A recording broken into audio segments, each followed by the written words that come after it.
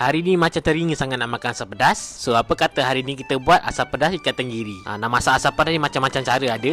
Tapi hari ni Aidi kongsikan cara Aidi masak lah. Jom kita masak. Okey, untuk bahan blend dia korang masukkan 2 biji bawang besar, 3 ulas bawang putih, 1 inci halia dan juga 1 inci kunyit hidup, 2 genggam ceri kering yang telah direbus dengan sedikit belacan bakar. Korang tambahkan air, lepas tu korang blend lah macam biasa.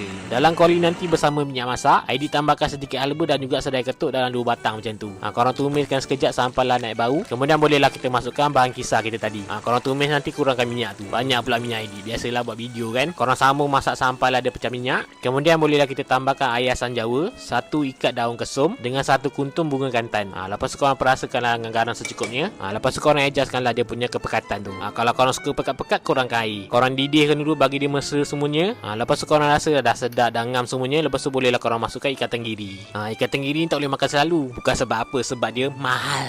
Sesak nafas aku nak bayar dia. And then korang masukkanlah sayur dia macam bendi dan juga tomato. Lepas tu korang tutupkan video ni, bagi ikan ni masak dalam 5 minit macam tu. Dan siap dah kita punya asam pedas ikan tenggiri. Jadi inilah resepi kita untuk hari ini. Berjumpa lagi kita di video akan datang. Selamat mencuba.